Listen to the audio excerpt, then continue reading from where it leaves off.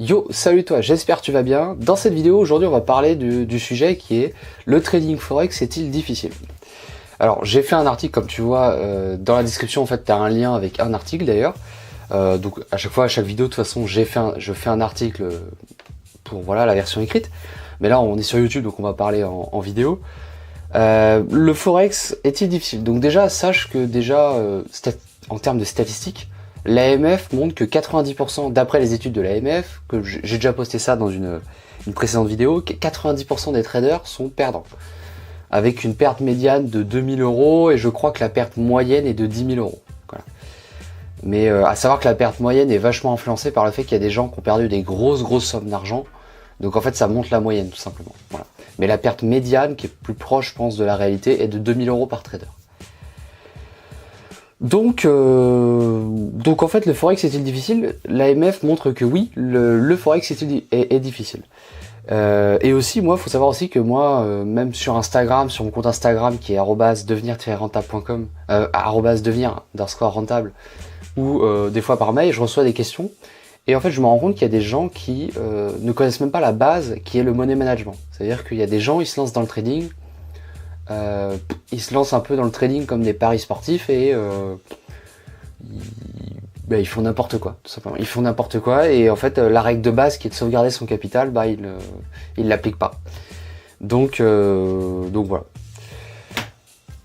Oh merde. Désolé, bug caméra. Donc je disais qu'en fait, oui, les traders ne respectent pas la base qui est déjà le money management. Donc je vais donner deux autres raisons qui font que pour moi le trading est difficile. Donc pour moi c'est les deux raisons qui font que les traders soit perdent, soit abandonnent, enfin ou les deux. Première raison, je pense qui est la plus importante, c'est qu'il y a beaucoup de connaissances à acquérir. En fait le trading, comme vous le voyez, c'est un monde où moi j'ai pris 3 fois, enfin ça m'a pris au moins, il a fallu que je revienne 3 fois sur le trading pour vraiment m'intéresser à ça. Parce que c'est un monde où voilà, on parle de CFD, de marge, de margin call, de stop loss, de take profit, de analyse technique, de breakout, voilà, c'est que des termes anglais ou compliqués. Et quand on est débutant, en fait, on a l'impression que c'est un peu comme dans le travail, des fois on arrive dans une réunion où on comprend rien ce qui se passe, et en fait le trading c'est un peu ça, et c'est pas facile. En fait, honnêtement, c'est pas facile et voilà. Donc en fait, déjà rien qu'en termes de connaissances, et le money management fait partie de ça aussi. Déjà, il y a beaucoup de gens qui ont, avant de se lancer, qui ne prennent pas le temps de s'éduquer. Et malheureusement, le trading en plus, c'est un domaine où autant les paris sportifs, le poker, on peut aller sur les tables un petit peu comme ça YOLO. Autant le trading, non, en fait, on risque son compte. Si on tape des mauvais chiffres, on peut cramer son compte en 3 clics, donc c'est dangereux le trading, c'est dangereux, on peut se retrouver avec un compte en négatif et tout, donc enfin c'est possible, c'est arrivé, donc voilà, le trading c'est quelque chose d'assez sérieux et malheureusement les gens en général ne prennent pas le temps de bien s'éduquer. Donc première raison pour moi, une des plus grosses, c'est le manque d'éducation, tout simplement. Et je vais en donner une deuxième raison qui est plus personnelle, on va dire celle-là.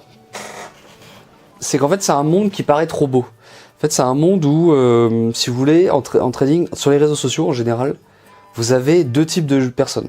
Vous avez, enfin, je catégorise, mais vous voyez ce que je veux dire. On a d'abord les marketeurs. Les marketeurs c'est quoi? C'est en fait par exemple les gens qui vont vendre, comme moi par exemple, qui va vendre ma formation ou vendre un service ou quoi que ce soit. Il y a pas mal de gens, bon moi j'en fais pas partie, mais il y a des gens qui vont vous vendre que le trading c'est facile. Il y a des gens qui vont vous vendre qu'avec la méthode miracle c'est facile.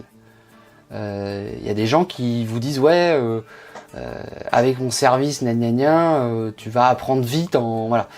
Alors que le trading c'est tout sauf facile. C'est tout sauf facile et voilà, c'est compliqué. Donc en fait, que ce soit les brokers ou les gens qui vendent des services autour du trading, des services ou des formations, quel que soit, il y a une réelle, il y a un petit côté, il y a une magie un petit peu comme la magie de Noël qu'on veut entretenir.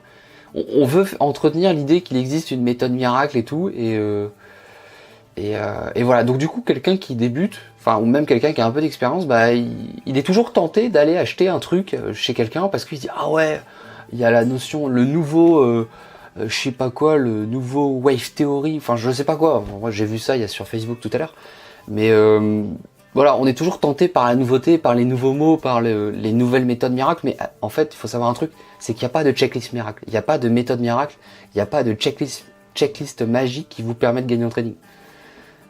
Comme je vous ai dit toujours, la réussite en trading, c'est le money management, le timing et le biais, tout simplement. J'en ai déjà parlé dans d'autres vidéos, donc je ne vais pas y revenir. Donc, deuxième raison qui fait que le trading c'est dur, c'est que bah il y a les marketeurs, il y a tous les gens qui vendent des trucs autour du trading qui vont vous vendre la facilité. Ce qui n'est pas mon cas d'ailleurs, je vous vends pas la facilité tout le temps. Et deuxième point, il y a aussi un phénomène qu'on retrouve pas mal, c'est un peu le phénomène Instagram que j'appelle ça. C'est le phénomène, vous savez, où les gens montrent toujours que ce qu'ils ont réussi.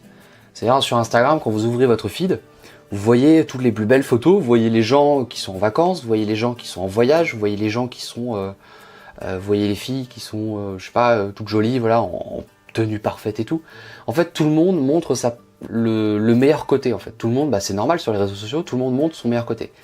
Et en fait, en trading, c'est pareil. Les gens montrent leurs trades gagnants. C'est-à-dire que si tu ouvres un feed Instagram avec, t'as que des traders ou un compte Twitter, tu verras que des gens poster des trades gagnants. Sauf qu'en fait, en fait, c'est un effet psychologique, c'est qu'en fait, on voit tous ces réseaux sociaux comme ça, on voit tous les trades gagnants et on se dit, putain, et moi je gagne pas, quoi. Moi j'ai fait 2 trades gagnants aujourd'hui et 3 trades perdants, je perds. Et en fait, c'est un effet un petit peu, je sais pas comment appeler ça, mais en fait, le fait de voir comme ça sur les réseaux sociaux toujours les trades gagnants des autres, on a l'impression, enfin moi j'ai eu en tout cas cette impression que j'étais nul en fait. Ça, tout simplement, on se dit qu'on est nul. Alors qu'en fait, c'est pas du tout le cas. C'est-à-dire que quand on commence à creuser, quand on commence à se renseigner sur les gens et tout, on se rend compte qu'en fait que tout le monde galère en trading. Tout le monde. Tout le monde galère en trading. Tout le monde. Il y a très peu de gens gagnants. Il y en a quelques-uns qui sont break-even. Moi, je me considère. Moi, je suis pas perdant en trading. C'est-à-dire que je suis genre break-even. C'est-à-dire que je navigue autour du zéro. Je suis pas un trader qui est super gagnant parce que je me cherche encore en trading. Hein, je t'avoue que je me cherche encore un peu. Et voilà, et t'en as qui sont bien gagnants parce que ça fait des. Mais en général, les gens qui sont gagnants en trading, c'est rare. Moi, j'ai jamais vu quelqu'un afficher une belle courbe de performance avec 3 ans de trading. En général, c'est au minimum 5 ans. C'est pas pour vous démoraliser, mais en général, c'est au moins 5 ans. Donc voilà. Après, voilà, il y a des gens qui sont plus précoces que d'autres. Chacun fait comme il veut. Mais voilà, c'est simplement pour dire que les réseaux sociaux avec les marketeurs et les gens qui ont ce besoin d'autosatisfaction de montrer leur trade gagnant, ces 2 paramètres-là font que bah, quand on allume notre navigateur, bah, on a tendance à être un peu démoralisé par nos trades et voilà, on a envie d'abandonner. Des fois, on se dit, on trade, c'est ça, quand on perd un trade, on a envie d'arrêter, quoi. Donc voilà, les gars. Tout ça pour dire que le trading c'est difficile, formez-vous, allez sur YouTube, regardez des vidéos. Au passage, j'ai fait aussi une formation gratuite pour apprendre le scalping sur le Forex, donc n'hésite pas, il y a le lien qui est dans la description. C'est gratuit en plus. Et donc voilà, accroche-toi si tu galères en trading, accroche-toi. Merci d'avoir suivi la vidéo, abonne-toi, ciao, ciao mec.